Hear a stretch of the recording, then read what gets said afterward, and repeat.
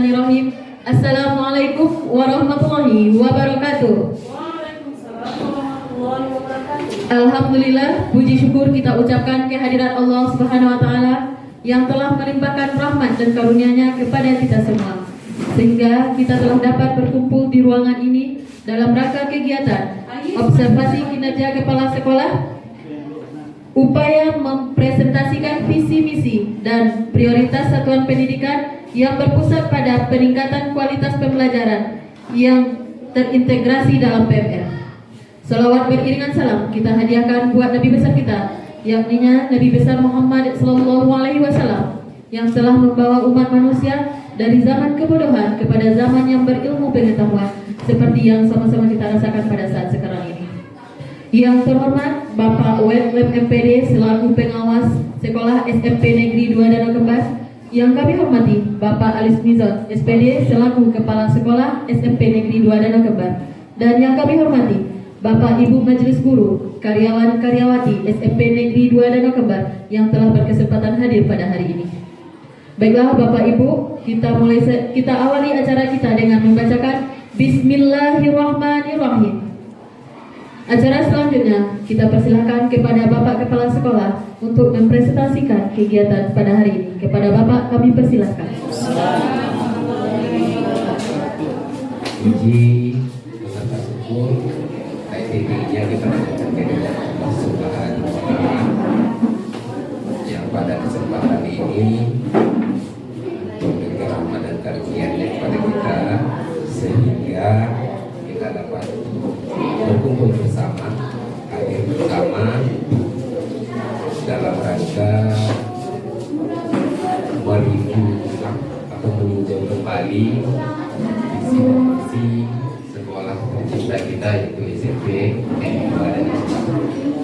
Salawat beriringan salam kita doakan semoga senantiasa tercurah kepada puncak pimpinan kita, Nabi besar Muhammad Sallallahu Alaihi Wasallam. Allahumma shalli ala Muhammad wa ala beliau Bapak Ketua MPD, Korwas Dinas Pendidikan Kebudayaan Olahraga Kabupaten Solo, wali sekolah kita. Pada kesempatan ini beliau sebagai asesor atau menilai pengelolaan kinerja PMR khusus untuk kepala sekolah. Kemudian Ibu Wakil Kepala Sekolah, Bapak Ibu Guru dan pegawai yang sangat kami banggakan, sesuai dengan tujuan kinerja yang kami pilih, itu berkaitan dengan visi dan misi sekolah kita, yang prioritasnya nanti adalah peningkatan proses pembelajaran. Kita lihat Bapak Ibu, dari tampilan pertama kali luar itu boleh katakan semacam infografis ya. Kita lihat di sana itu adalah ibaratnya sesuatu titik yang tumpang tindih sampai belakang, ada yang sampai jukir, adalah dalam upaya mencapai cita-citanya. Itu merupakan cita-cita atau gambaran umum masa depan yang ingin kita capai. Ya, itu yang visi. Jadi semacam cita-cita atau gambaran masa depan yang ingin kita capai. Ya, kalau kita manusia itu boleh kita dekatkan dengan cita-cita atau harapan kita di masa depan. Ya, kalau lembaga itu namanya visi. Jadi visi itu merupakan cita-cita atau gambaran masa depan yang ingin dicapai. Ya. Kemudian visi itu menjadi arah dan tujuan yang hendak diwujudkan. Jadi kalaulah ibarat berlayar, ya, kalau kita ibarat berlayar, yang visi itu adalah tempat atau tujuan apa yang akan kita tuju. Misalnya kita akan berlayar ke Jakarta, yang visi itu berarti Jakarta tempat tujuan kita, itu yang visi. Kemudian misi itu adalah langkah-langkah strategis dan praktis yang akan kita lakukan untuk mencapai visi tersebut. Di segala upaya, segala usaha, segala giat yang kita perbuat atau kita lakukan untuk mewujudkan visi yang sudah kita tetapkan tadi. Waalaikumsalam warahmatullahi wabarakatuh. Dari hasil renungan sedikit, sudah saya akan menjawabnya. Apa yang akan terjadi jika sekolah tidak memiliki visi dan misi yang jelas? Sekolah tersebut tidak akan memiliki tujuan yang baik, dan sekolah tersebut tidak akan mendapatkan penilaian yang baik. Yang ada di lokasi sekolah tersebut tidak akan mendapatkan motivasi yang lebih baik untuk menuju masa depan yang baik. Hanya itu yang dapat saya sampaikan. Assalamualaikum warahmatullahi wabarakatuh. Sekolah itu tidak akan memiliki tujuan yang baik, ya. Dan juga peserta didik tentu tidak akan berupaya baik pula untuk mencapai apa yang menjadi harapan mereka. Ya, sangat bagus sekali. Ya. Waalaikumsalam.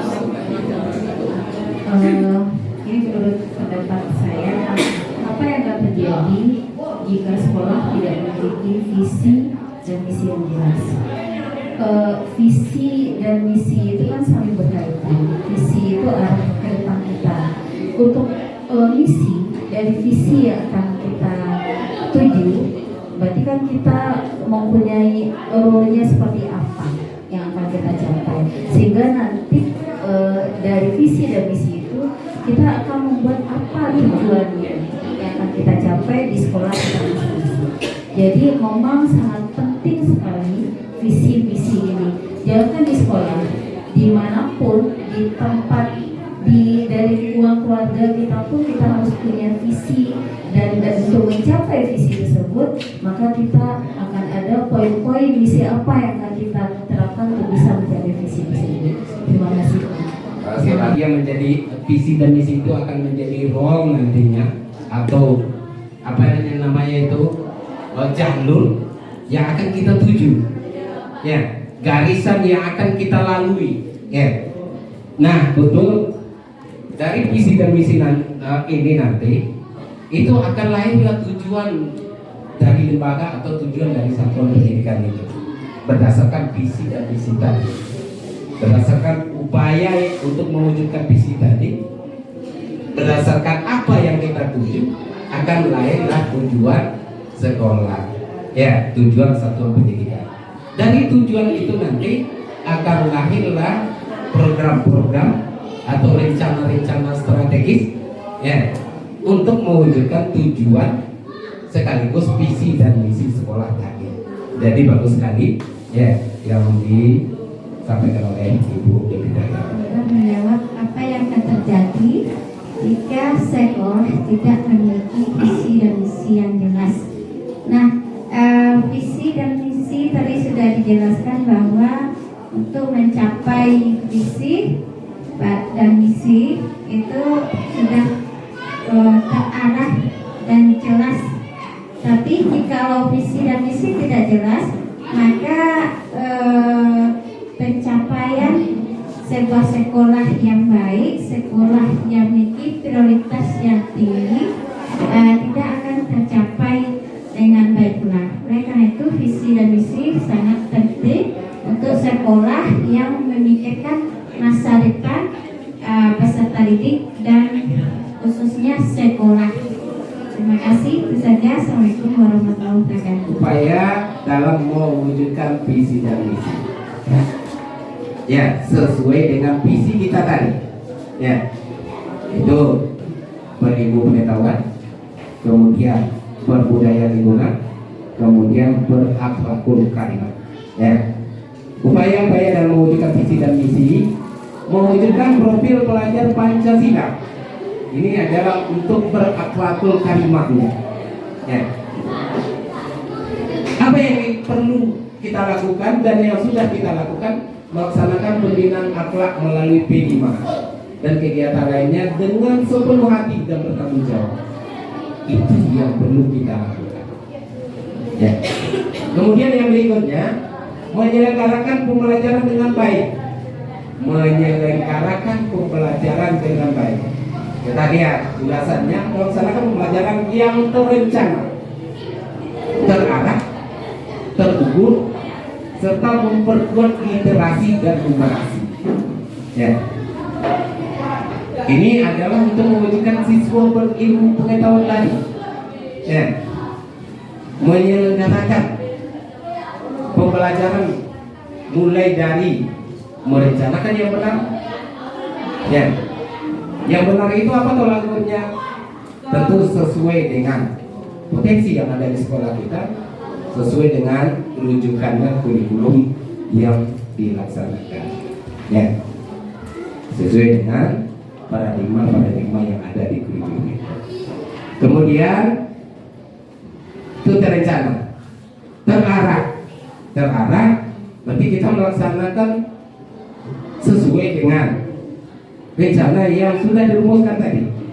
Di rencana itu kan ada tujuan itu yang akan mengarahkan kita dalam melaksanakan proses pembelajaran. Ya.